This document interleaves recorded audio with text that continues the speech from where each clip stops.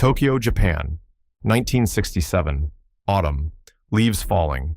Air cold, clean, silent. The heart of Japan. Old and new side by side. Bruce Lee in Tokyo. Meetings with Japanese film producers. 27 years old. Already a recognized name. Green Hornet airing in America. But Bruce is causing curiosity in Japan. How good is this Chinese martial artist? At a dinner, Japanese producer Tanaka-san says, "Mr. Lee, there is a special invitation tomorrow. A sword training hall. One of Japan's finest masters wants to meet you." Bruce, "Of course, with pleasure." Tanaka-san smiles, but something in his eyes, like a secret. "There is something I should tell you, Mr. Lee. This master is somewhat unexpected." Bruce, "What do you mean?" Tanaka-san, "You will see tomorrow." Next morning, Bruce gets into a car, passing through Tokyo's narrow streets. Old neighborhood, wooden buildings, narrow roads, morning mist. They stop in front of a building. Sign on door, Tanaka Sword Art Academy. They enter. Training hall large, wooden floor, high ceiling, samurai swords on walls, 20 to 30 students working, all in respectful kneeling position, waiting for their teacher. Bruce looks around. Where is the master? Then a door opens. Someone comes out. Bruce freezes. The master, a woman, 32 years old, medium height, thin but powerful. Every movement economical, controlled. Black wide Japanese training pants, white training shirt, hair tied in a bun, tight, practical. Face calm, but eyes sharp, like diamonds. Yuki Tanaka, Japan's first female Grand Sword Master. Yuki approaches, bows deeply in greeting. "Mr. Lee, welcome. I am Yuki Tanaka." Bruce responds, respectfully, "Tanaka-san, your training hall is beautiful." Yuki, "Thank you. Please sit. Tea is served. Students work." Bruce watches, eyes recording every movement. Yuki, "Mr. Lee, I did not invite you to watch Japanese sword art." Bruce looks. "Then?"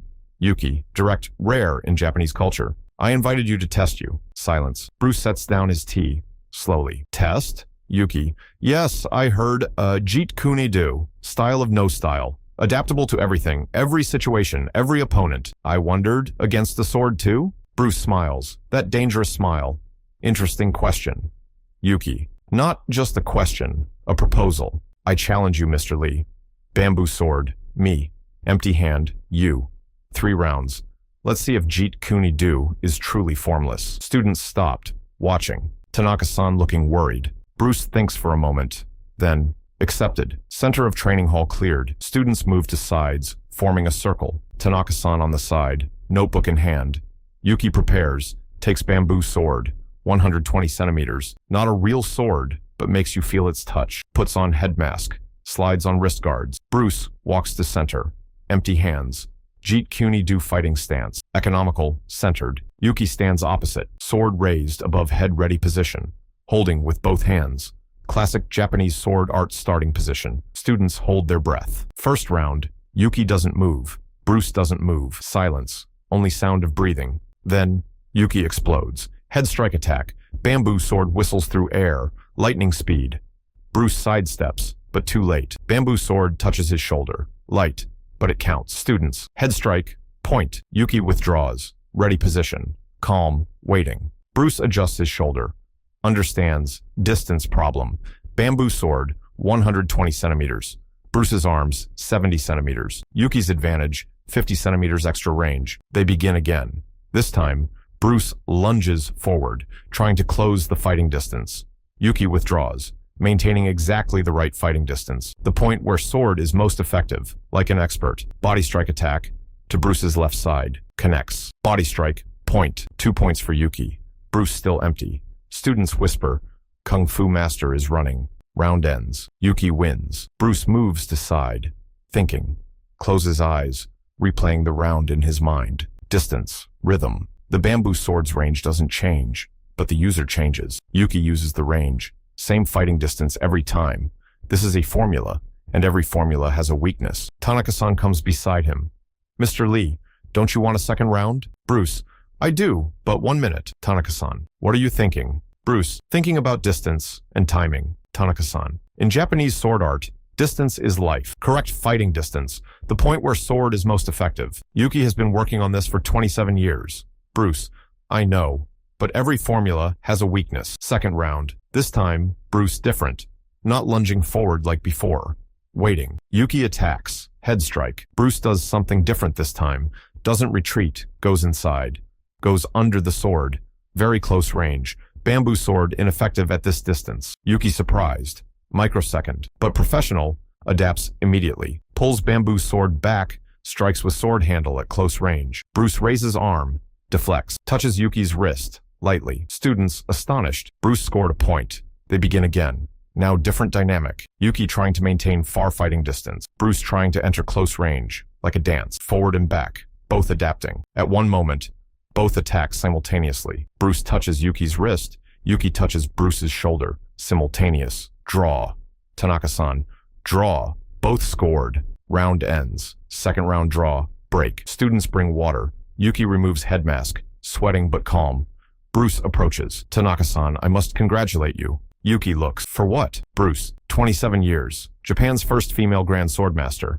This wasn't easy. Yuki short silence. Then, it wasn't easy, but it was necessary. Bruce. Necessary? Yuki. My father taught me Japanese sword art, but training halls didn't accept women cannot do this art. I trained alone for 10 years, then opened my own hall. Bruce nods. Understands. I experienced something similar. Asian cannot be hero in Hollywood, but I didn't accept. Yuki.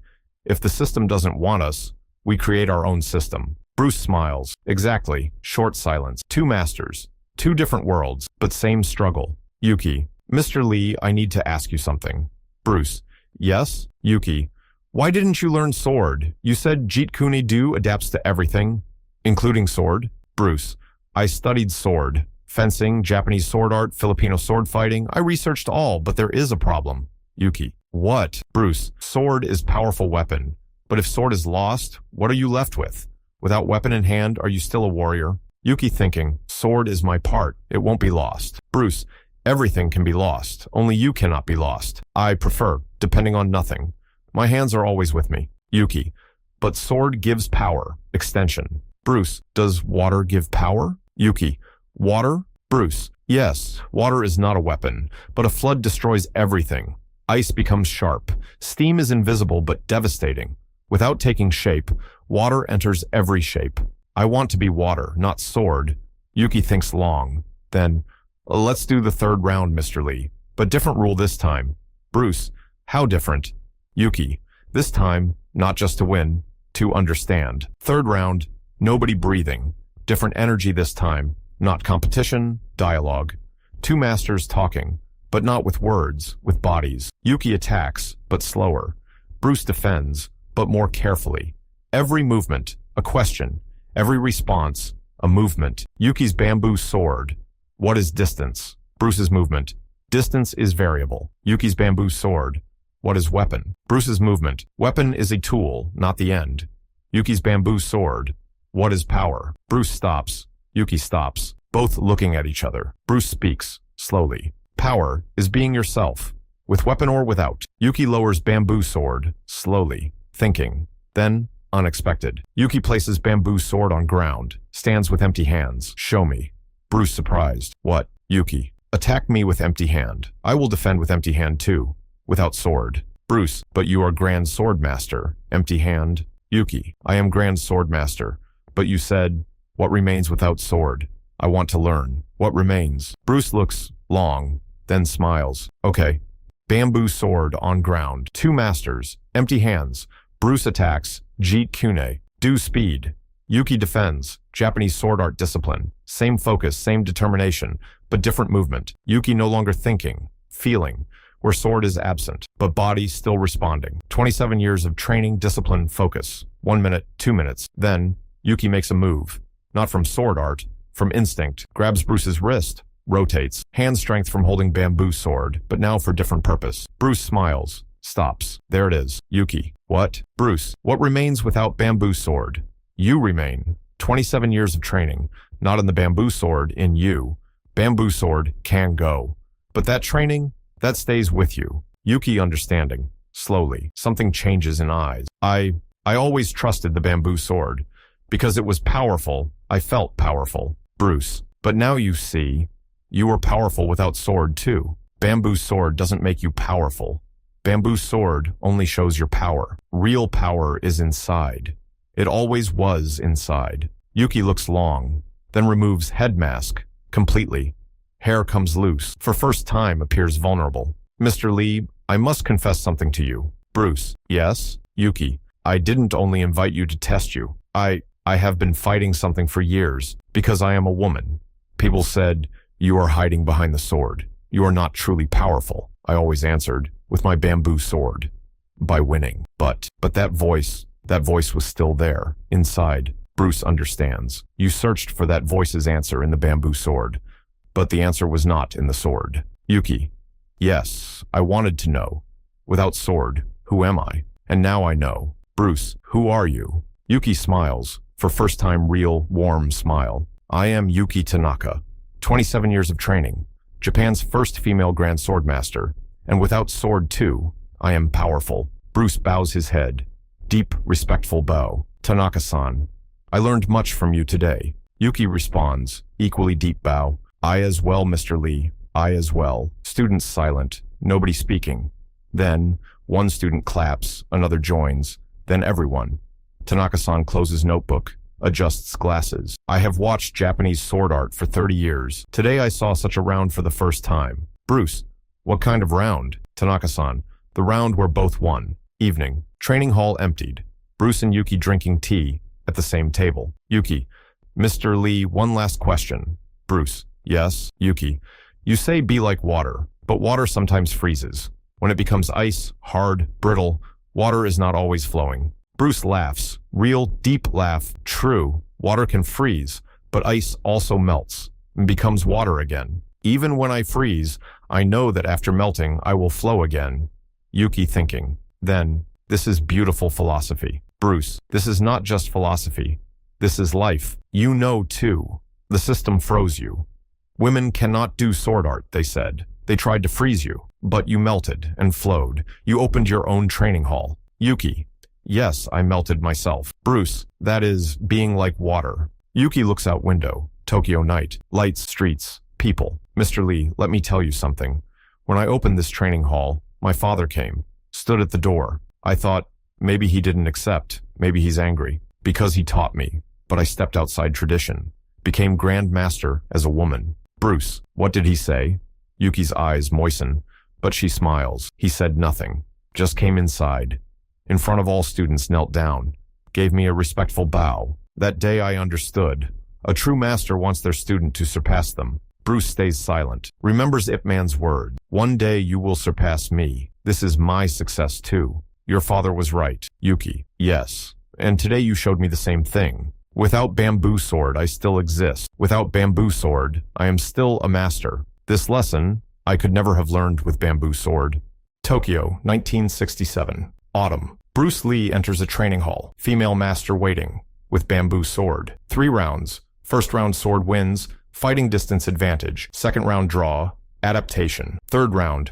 Bamboo sword on ground. 2 masters. Empty hands. Real conversation. Bruce learns. Weapon is powerful, but the one who wields it is more powerful. Yuki learns. Bamboo sword is my part, but without sword, I still exist. Without sword, I am still powerful. 2 masters. 2 different worlds. 2 different weapons. But same battle. The system didn't want them. To Bruce it said, Asian cannot be hero. To Yuki it said, woman cannot be Grand Master. Both answered, each their own way. Bruce, with his own style, Jeet Kune Do.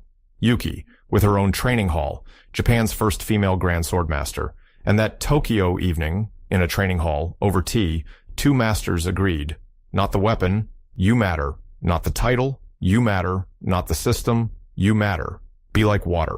Freeze, but know you will melt. Flow, because flowing is strength. Return, because water never disappears. Yuki Tanaka set down her bamboo sword that night for just a few minutes, but in those few minutes she learned, bamboo sword without her is nothing. She, without bamboo sword, still a master. Bruce Lee never returned to Japan. He passed away in 1973, but Yuki Tanaka, still in that training hall today, in Tokyo, still teaching, and at the start of every lesson she tells her students, learn the bamboo sword, but never forget, the bamboo sword exists for you. You do not exist for the bamboo sword. Without sword, you are still a master.